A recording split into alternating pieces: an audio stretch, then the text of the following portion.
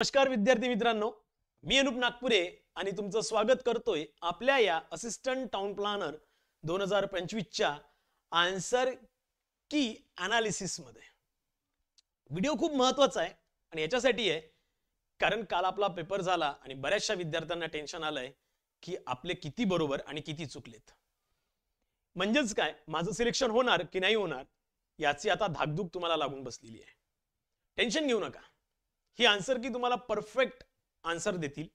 यासोबतच तुमचे किती बरोबर आहे किती चुकले आहे त्याचा एनालिसिस तुम्हाला या व्हिडिओच्या मार्फत करता येतील. यानंतर सगळ्यात मोठं टेन्शन राहणार की कट ऑफ किती येणार.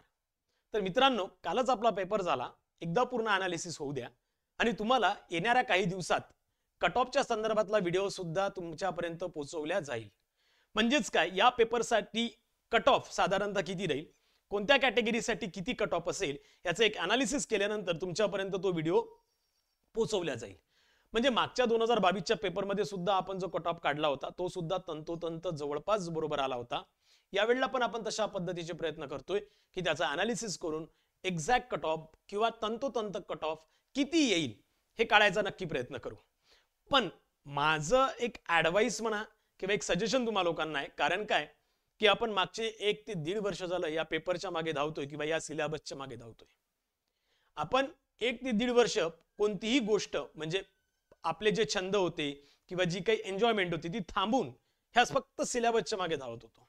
म्हणून तुम्हाला एक सांगतोय की काही दिवस पुढचे स्वतःसाठी द्या. म्हणजे आतापर्यंत सिलेबससाठी दिले होते तर काय प्रश्न नव्हता, पण आता पुढचे काही दिवस खूप नाही, कारण की पुन्हा आपल्याला आपल्या आयुष्याचं टेन्शन जे आहे ते घेऊन धावायचं आहे.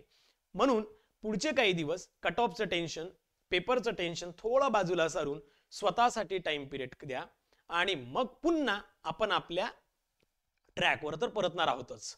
त्यामुळे टेन्शन घेऊ नका. फक्त आज आन्सर की काय असणार आहे किंवा माझे करेक्ट किती आले तेवढे क्लिअर करून घ्या. आत्ताचा जो पेपर तुमच्या समोर आहे तो माझ्याकडे सी असणारा पेपर आहे, म्हणजे सी कॅटेगरीचा पेपर आहे. ओके, सो ए बी आणि डी ज्यांना होतं त्यांनी त्या पद्धतीने त्या क्वेश्चन पेपरला या क्वेश्चन सोबत मॅच करून त्यांची आन्सर की टॅली करून घ्यावी. क्लिअर. सो फक्त आज आपण फास्ट मध्ये क्वेश्चन बघूया, कोणते करेक्ट कोणते नाही, त्यासोबत तुम्ही टॅली करून घ्या. महत्वाचा व्हिडिओ आहे, शेवटपर्यंत व्यवस्थित लक्ष द्या. Clear. So let's have a first question. मित्रांनो, पहिला क्वेश्चन आहे टोटल स्टेशनच्या संदर्भात की why are total station is essential in planning. So option 2 A correct येणार, provide the precision ground points in measurement. Okay. त्यानंतर क्वेश्चन नंबर 2 आहे की ड्रोन रूल्सची हाईट किती असायला पाहिजे. तर ऍक्ट 201 नुसार ही 400 असायला पाहिजे, up to the not more than किंवा flown more than 400 feet vertical in India. Clear. Question number 3 आहे ड्रोन्स इन स्वामित्व स्कीमच्या संदर्भात.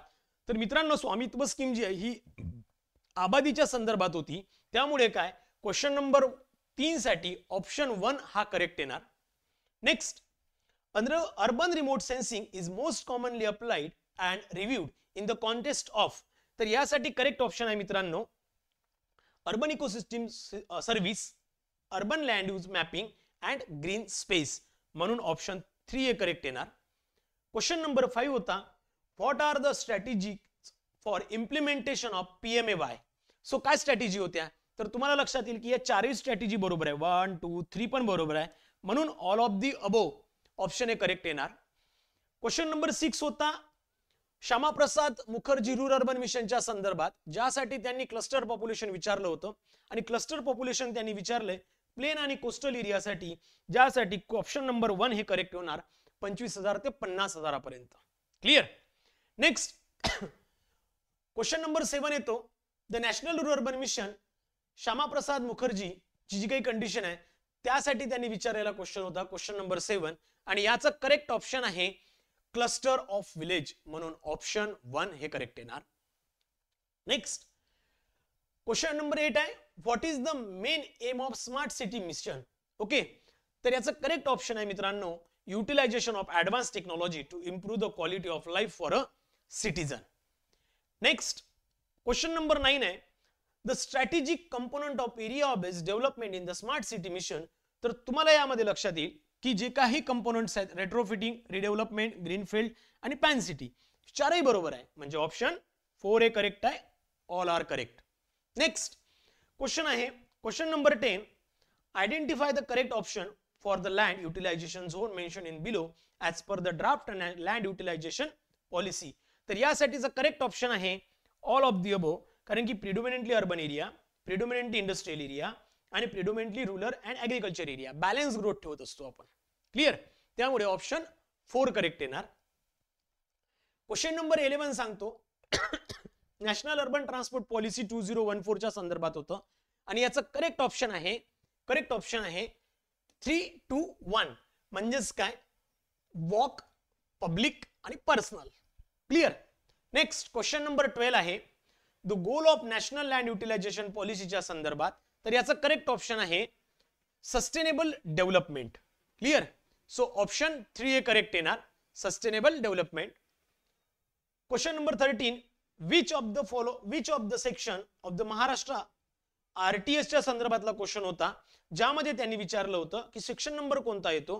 तर याचा जे करेक्ट ऑप्शन आहे 13 साठी हे मित्रांनो सेक्शन नंबर 13 येतो, म्हणजे ऑप्शन 3 करेक्ट येणार. नेक्स्ट RTI च्या संदर्भात होता की RTI ऍक्ट मध्ये सेक्शन नंबर 31 कोणाच्या संदर्भात आहे. सो क्वेश्चन नंबर 14 साठी करेक्ट ऑप्शन आहे ते म्हणजे the freedom information act 2002. Clear. Question number 15 बघायचं झालं the chief information commissioner and the information commissioner shall be appointed by the president on the recommendation of committee. तर कमिटीत कोण असतं, एक प्राईम मिनिस्टर असतो, दुसरा जो कोणी लीडर असेल अपोजिट वाला तो असेल आणि तिसरा जो कोणी असेल तो कॅबिनेट मिनिस्टर असतो. ओके. म्हणून याचं जर का बघितलं तर A ऑप्शन बरोबर येतं, त्यानंतर B बरोबर येतो आणि D बरोबर येते, म्हणजे ABD ऑप्शन जर का बघितलं तर ऑप्शन नंबर 3A करेक्ट येते. Clear. Question number 16 the multiple nuclear model assume that. So यामध्ये काय की मल्टिपल न्यूक्लियर मध्ये काय की मल्टिपल न्यूक्लियस असतात, त्यामुळे ऑप्शन नंबर 4 हा करेक्ट असणार आहे. 17 मध्ये गेडिसियन ट्राय कॉन्सेप्ट विचारला होता, म्हणजे place work folk. So obviously option 2 correct येणार.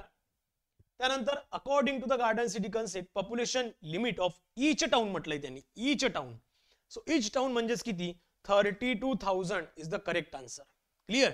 जर टोटल विचारलं असतं तर कदाचित मग आपण 65 केलं असतं किंवा इथे याला जर का 58 असतं तर ते पण केलं असतं, पण तसं नाही आहे. 32 is the correct option. Next the entire conception of a garden city is based on the one hypothesis which is. म्हणजे पहिला काय तर गार्डन सिटीची 3 मॅग्नेट थ्री होती, त्यामध्ये 3 मॅग्नेट पैकी टाउन, कंट्री आणि लास्ट होता टाउन अँड कंट्री, म्हणजे obviously option 4 is correct. Next who submit the regional plan to the state government for final approval. तर ऑब्व्हियसली खूप सिंपल क्वेश्चन होता, regional planning board. So option 3 correct येणार. Next question number 21 the content of regional plan.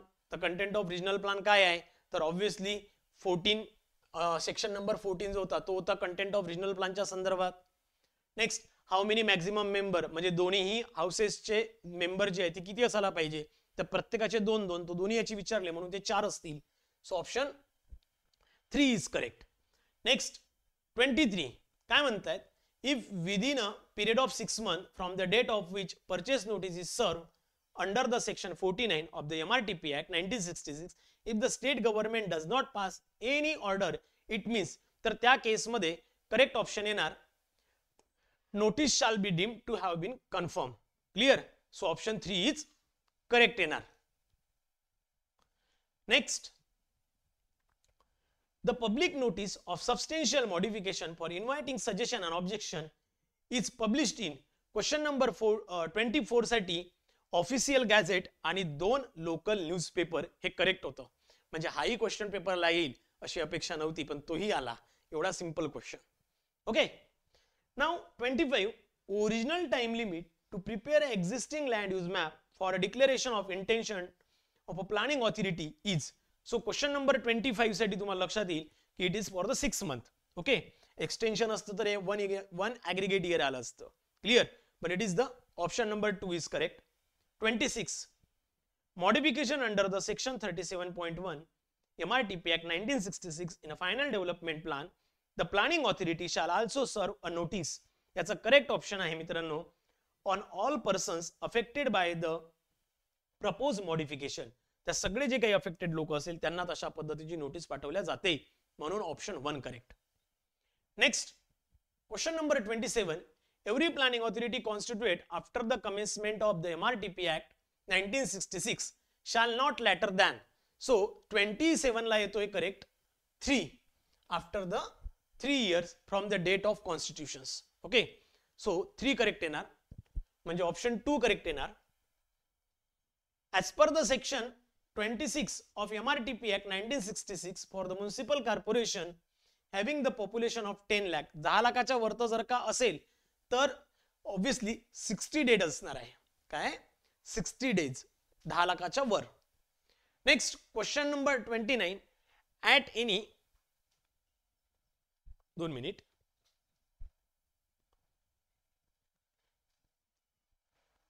Question number 29. If at any stage of preparation the draft development plan the time fixed under the section. So 29 साठी जर बघितलं मित्रांनो तर जो काही repeat करावा लागेल तो आहे 25, 26, 30 सेक्शन नंबर, म्हणून ऑप्शन 4 करेक्ट. क्वेश्चन नंबर 30 होता, under the section 30 MRTP Act, if the planning authority fails to submit the draft development plan to the state government within a stipulated time, then who shall complete the remaining work. तर या केसमध्ये option number 4 म्हणजेच कोण, तो कोणी divisional joint director असेल, deputy director असेल town प्लॅनिंगचा, किंवा कन्सर्न नॉमिनेटेड किंवा एखादा कन्सर्न ऑफिसर जो की नॉमिनेट केला जाईल त्यांच्याकडनं. 31. What is the effect of sanction of draft town planning scheme by the government. Obviously जी काही लँड होती ती टोटली प्लॅनिंग ऑथॉरिटीला जाईल, free from all encumbrances. Okay, so 31 ला 1 correct. Next question number 32. The cost of infrastructure provided in the area adjacent to the area of the scheme necessary for the purpose of land incidental to the scheme can be included in the cost of scheme up to. So obviously 20% is the correct option. कदाचित या question मध्ये थोडाफार तुम्ही confuse झाले असेल, तर याचा answer 20% म्हणजे ऑप्शन 3 हे करेक्ट येणार. Next, cost of the town planning scheme include. तर ऑब्वियसली जर का तुम्ही ABCD मध्ये बघाल तर त्यामध्ये तुम्हाला लक्षात येईल की सगळेच ऑप्शन करेक्ट आहे, फक्त ऑप्शन C ओके सोडून सगळे करेक्ट येतील, म्हणून ऑप्शन 3 हा बरोबर आहे. कारण तिथे काय, the legal expenses incurred by the residents within the area of the scheme, हे चुकीचं ऑप्शन आहे, बरोबर, म्हणून ऑप्शन 3 हे करेक्ट येणार 33 साठी. 34. What is the maximum contribution towards the cost of scheme that can be levied by the planning authority on each final plot owner in the final town planning scheme. तर 34 च्या संदर्भात तुम्हाला लक्षात येईल की 50% पेक्षा जास्त हे कॉन्ट्रीब्युशन नसते इन्क्रीमेंटच्या. Next 35. In case of town planning scheme, if affected person is not satisfied with the arbitrator, त्या केसमध्ये काय, खूप सिंपल आहे यार, आपल्या टेस्ट मध्ये भरपूरदा असे क्वेश्चन येऊन गेले. तुम्ही जर का बघितलं तर ज्यांनी आपली टेस्ट सिरीज घेतली होती, पेपर मधले अर्धे जास्त क्वेश्चन आपल्या तुम्हाला टेस्ट सिरीज मधले बघायला मिळतील, किंवा आपण जी MCQ मॅरेथॉन घेतली होती सगळ्यांसाठी त्यामधले पण तुम्हाला लक्षात येईल की किती क्वेश्चन आहे. 36. ट्रिब्युनल ऑफ अपील कोण आहे. ऑब्वियसली एक president 2 assessors, option number 1 correct. As per the provision of section of 68 Maharashtra regional town planning act, the government may sanction the draft scheme. Okay, so not later than 3 months. So option 2 correct. 38. While calculating the increment, which date is considered for estimating the market value. तर obviously जी काही declaration असेल of intention to make the scheme म्हणजे option 2A correct येणार. 39. The provision for local area प्लॅनच्या संदर्भात तुम्हाला इथे तुम्हाला माहिती आहे की 15.3 मध्ये तशा पद्धतीचं प्रोव्हिजन्स केलेलं आहे UDCPR अंतर्गत. Next, following factor are consider for delineating the area of lab. तर कोणते कोणते फॅक्टर्स हे कन्सिडर केले जातात, तर यामध्ये जर बघितलं तर चारही फॅक्टर जे आहे ते खूप महत्त्वाचे आहे, म्हणून all of the above is the correct option. Next मित्रांनो 41. 41च्या संदर्भात मी थोडा कन्फ्यूज आहे, कारण की माझ्याकडनं जे आन्सर काढलं गेलंय ते म्हणजे जे काही local area plan as per the UDCPR promotion regulation जे आहे, तर हे a plan for comprehensive development particular area in the city or town, म्हणजे हे करेक्ट आहे. त्यामुळे ऑप्शन जर का बघितलं तर ओनली 1, 2, 3 आर करेक्ट, हे बरोबर आहे. पण तरीही आपण या क्वेश्चन साठी थोडा वेट करू, कारण काय की आन्सर करेक्ट हेच असणार आहे, बट टिल 1% किंवा 0.5% I am till confuse about it. Okay, so इथे करेक्ट ऑप्शन 1 आहे.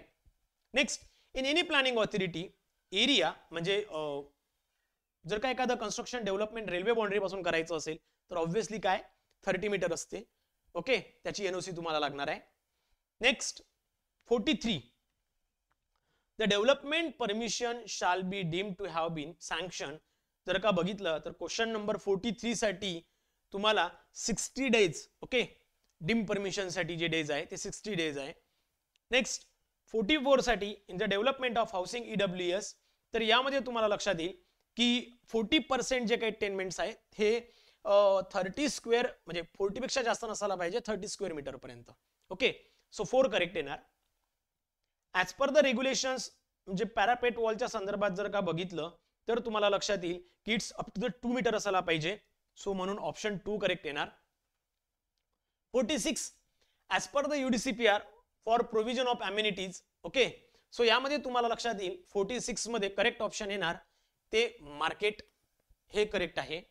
Next, in building permission residential house on a plot having a basic allowed built up area up to the 200. So लक्षात घ्या 200 square metre दिलं होतं आणि residential म्हटलं होतं, म्हणजे ऑब्व्हियसली तुम्हाला माहिती आहे 60% आपण घेऊ शकतो. सो इथे काय होणार 200 ऑफ 60% आणि साइन दोन्ही 12 म्हणजे 120 हे करेक्ट आन्सर येणार. आणि हे 120 करेक्ट आन्सर आहे. ज्या कोणी विद्यार्थ्यांनी पेपर सॉल्व्ह केलाय त्याने करेक्ट काढलेलं सुद्धा आहे. ओके, 120. नेक्स्ट 48 मध्ये काय म्हटलंय की ऍक्च्युली काही क्लॉज नंबर 2 पॉइंट मध्ये काही रिलॅक्सेशन दिलाय, ज्यामध्ये जर का डेव्हलपमेंट करायचं असेल तर ऑथॉरिटी परमिशन देणार, पण त्यासोबत बाजूच्या बिल्डिंगचे जे काही नॉर्म्स आहेत किंवा जे काही त्यांची कम्फर्ट आहे त्यामध्ये डिस्टर्बन्स नको यायला, तशा संदर्भातला क्वेश्चन होता. ज्यामध्ये ज्या काही फिल इन द ब्लँक्स होत्या त्या होत्या health safety, fire safety, structural safety आणि पब्लिक सेफ्टी. हे जे नॉर्म्स आहेत ते नको व्हायला, म्हणून ऑप्शन 3 हा करेक्ट येणार इथे. Next 49, as per the regulation 4.2 UDCPR control promotion tourism park shall be treated as. Tourism park कशा संदर्भात, तर हा येतो मित्रांनो रेग्युलेशन पार्क झोन मध्ये, म्हणून ऑप्शन 2 हा करेक्ट येणार. क्वेश्चन नंबर 50, हा जर का तुम्ही बघितला तर यामध्ये तुम्हाला 2 स्टेटमेंट दिले होते, केस 1 आणि केस 2 मध्ये, आणि यामधलं तुम्हाला काय विचारलंय की कोणतं स्टेटमेंट करेक्ट आहे हे सांगायला विचारलं, म्हणून ऑप्शन क्वेश्चन 50 साठी करेक्ट आन्सर आहे. करेक्ट आन्सर होतं स्टेटमेंट 1 अँड स्टेटमेंट 2 हे दोन्हीही करेक्ट आहे. क्लिअर, सो ऑप्शन 2 हे करेक्ट होतं क्वेश्चन नंबर 50 साठी. 50 पर्यंत झालाय मित्रांनो. तुम्हाला लक्षात आलं असेल आपण किती बरोबर आहे किती नाही. क्लिअर, ज्यामध्ये चुकत असेल तर 0.5 पुन्हा मायनस करा, कमी करून घ्या, बरोबर असायला पाहिजे तर मग 2 ने मल्टिप्लाय करा, बरोबर. नाव 51, क्वेश्चन नंबर 51 साठी जर बघितलं तर करेक्ट ऑप्शन येणार हे की ज्यामध्ये त्यांनी विचारलं होतं की कोणते कोणते डॉक्युमेंट्स द्यायला पाहिजे, तर त्यामध्ये ABC म्हणजे क्वेश्चन ऑप्शन नंबर 4 हे करेक्ट येणार 51 साठी. म्हणजेच काय, location map sign by the तलाठीची काय गरज नसते. त्यानंतर फिल इन द ब्लँक साठी होतं, त्यांनी विचारलंय की रिस्क कॅटेगरी आणि मॉडरेट कॅटेगरी साठी किती येतं, तर risk category up to the 150 आणि moderate category 150 to 300 square metre पर्यंत येते, म्हणून 52 ला 4 correct. 53, while granting the development permission commencement सर्टिफिकेटच्या संदर्भात क्वेश्चन होता. सो 53 ला करेक्ट येणार की जे काही डेव्हलपमेंट चार्जेस आहे हे तुम्हाला डेव्हलपमेंट परमिशन मिळण्याच्या आधी पे करावे लागतील. त्यानंतर क्वेश्चन नंबर 54 आहे 20 सेक्शन ऑफ MRTP ऍक्टच्या संदर्भात, जे की अनऑथराइज्ड डेव्हलपमेंट बद्दल सांगितलं गेलंय. त्यासाठी करेक्ट ऑप्शन आहे मित्रांनो 3 सेक्शन नंबर 55, ज्यासाठी 15 दिवसाचं दिलं जाते.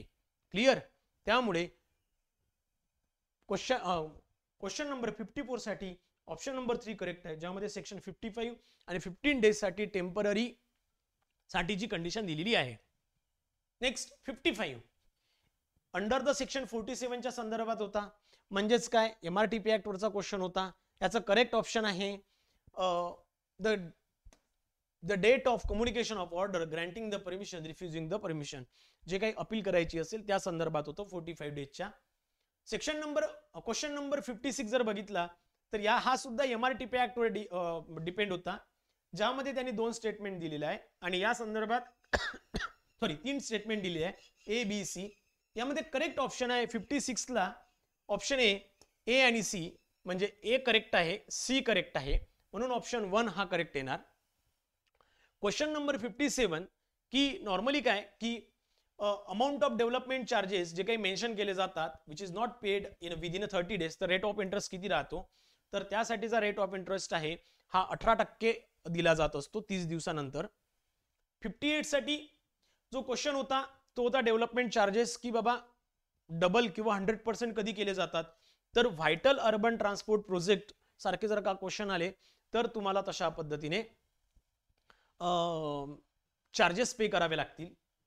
59 जर बघितलं तर यामध्ये तुम्हाला लक्षात येईल की ओरिजिन आणि डेस्टिनेशन सर्वे जो आहे किंवा स्टडी जो आहे तो predominantly carried out to locate the facilities such as a terminal, bus stop, new bridge, widening existing, अशा पद्धतीने हा ऑप्शन 4 इथे करेक्ट येणार. क्वेश्चन नंबर 60 मध्ये which of the following methods are commonly adopted for collecting OD data, sir खालीलपैकी कोणती आहे, तर इथे 4ही मेथड ज्या आहेत त्या करेक्ट दिलेल्या होत्या. ओके, ABCD 4ही मेथड ज्या आहेत त्या करेक्ट दिलेल्या आहे. 61 which of the following is not the primary objective of a speed and delay survey, इथे नॉट विचारलाय त्यांनी, लक्षात घ्या नॉट, तर बॉटलनेक पण आहे किंवा डिले आयडेंटिफाईड किंवा जर्नी. 61 मध्ये तुम्हाला लक्षात येईल की ऑप्शन नंबर 4 जो दिलाय तो काय इकडे इम्पॉर्टंट नाहीये. क्लिअर. 62 ला त्यांनी 2 स्टेटमेंट दिले होते आणि त्यामध्ये विचारलं होतं ओडी ट्रान्सपोर्टेशनच्या संदर्भात क्वेश्चन होता, तर 62 ला तुम्हाला लक्षात येईल ऑप्शन 4 करेक्ट आहे की both statement 1 and statement 2 are correct, दोन्ही स्टेटमेंट जे आहे ते करेक्ट होते. क्लिअर. नेक्स्ट 63 बघितलंय on which of the following aspects project proponent are required to submit the environmental management plan, तर यामध्ये तुम्हाला लक्षात येईल की जे 4ही ऑप्शन आहे हे करेक्ट होते, म्हणून ABC is the correct option. Option number 4 हा करेक्ट आहे क्वेश्चन नंबर 63 साठी.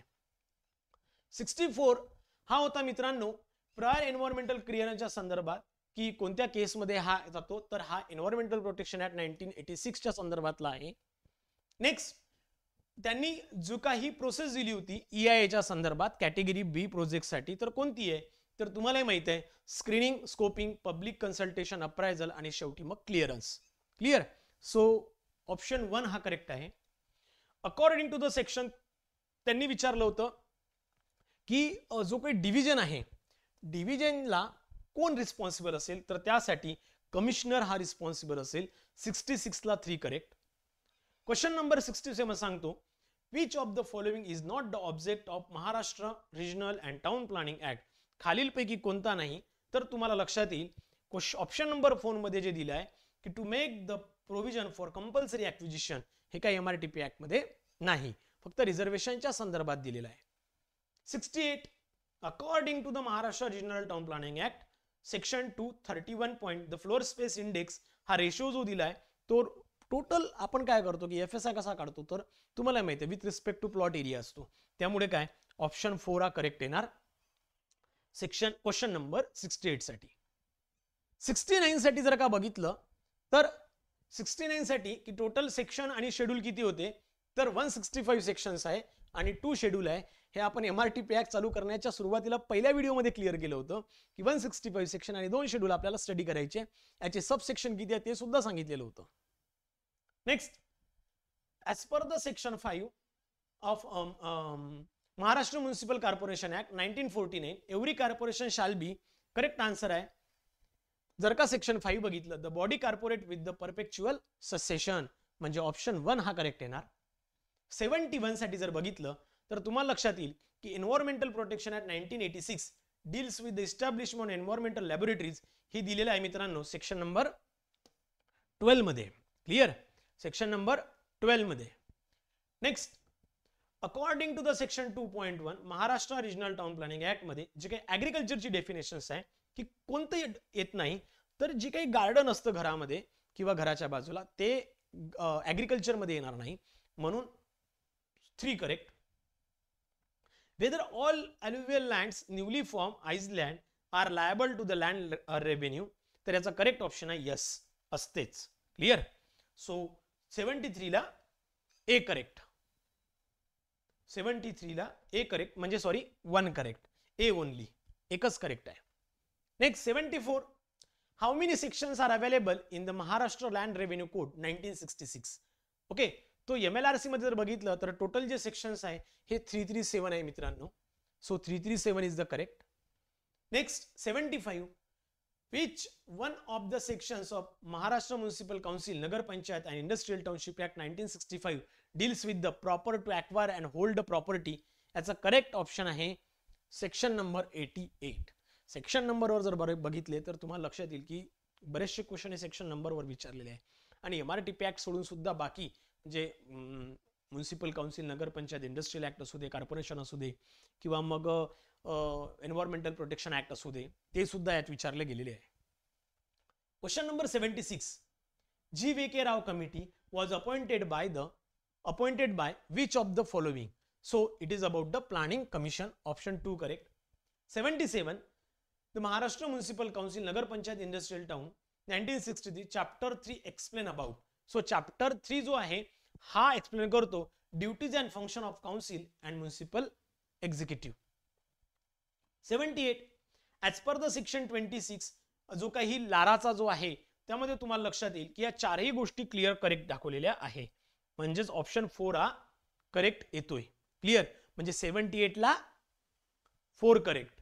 Next 79, if there is a dispute, if the apportionment of settle and compensation whether the fully or partially, then the collector, तर त्या केस मध्ये collector काय करतो, तर collector may refer such a dispute to the land acquisition rehabilitation resettlement authority कडे पाठवतो. Clear. 79 ला 2 correct. 80, question number 80 जर बघितला तर 80 मध्ये तुम्हाला लक्षात येईल की यामध्ये जो काही सेक्शन नंबर 49 MRTP ऍक्टच्या संदर्भातला आहे, ज्यामध्ये करेक्ट ऑप्शन आहे the land shall be deemed to have the release from the reservation. Okay, जर का त्या पर्टिक्युलर टाइम पिरियड मध्ये जर का एका वर्षाच्या आतमध्ये जर होत नसेल तर ऑप्शन 2 करेक्ट. 81, हा सुद्धा तुम्हाला लाराच्या संदर्भात बघायला मिळेल, ज्यासाठी 81 साठी करेक्ट ऑप्शन आहे मित्रांनो not leviable for both income tax and stamp duty. त्यामध्ये एक्झम्पशन मिळालं जातं, इन्कम टॅक्स किंवा स्टॅम्प ड्युटी कोणावरही त्यांच्याकडनं पैसे घेतले जात नाही अवॉर्डच्या संदर्भात. सो म्हणून 81 ला 3 करेक्ट. 82 पुन्हा लाराच्या संदर्भात होता, ज्यामध्ये त्यांनी सोलॅशियमच्या संदर्भात क्वेश्चन विचारलाय, तर ऑब्व्हियसली 100% सोलॅशियम दिलं जातं. So option 3 is correct. 83 under the section 127 पुन्हा MRTP ऍक्टच्या संदर्भात आहे, ज्यामध्ये ऑप्शन 2 करेक्ट येणार. 10 वर्षाच्या संदर्भात तुम्हाला माहिती आहे 10 वर्षामध्ये तशा पद्धतीने ऍक्विजिशन किंवा तिथे फिजिकल ऍक्विजिशन होणं गरजेचं आहे. त्यानंतर for determining the market value as per the provision of the right to fair compensation and transparency in land acquisition rehabilitation and resettlement act 2003 choose the correct criteria among the following of the average sales for similar type of land situate nearest village in the nearest vicinity area. तर यासाठी correct option आहे मित्रांनो 1/2. So 1/2 is the correct option, म्हणून option 1 हे correct येणार. 85 मध्ये जर बघितलं ऍज पर द लारा जर का बघितलं for which purpose can the urgency clause of land acquisition be revoke, तर दोन्ही केस मध्ये दाखवल्या, डिफेन्स असू दे किंवा नॅचरल कॅलॅमिटीज मध्ये असू दे, तर दोन्ही करेक्ट आहे, म्हणून ऑप्शन 3 हे करेक्ट येणार. 86 कन्सिडर द फॉलोइंग स्टेटमेंट मध्ये काय म्हटलं त्यांनी, द सक्सेसर्स म्हणजे ठीक आहे ना, कन्सिडर द फॉलोइंग स्टेटमेंट, आणि त्यांनी त्या संदर्भात 4 स्टेटमेंट दिले होते 1 2 3 4. यामधलं तुम्हाला कोणतं स्टेटमेंट करेक्ट आहे किंवा कोणतं इनकरेक्ट आहे ते चेक करायचं होतं.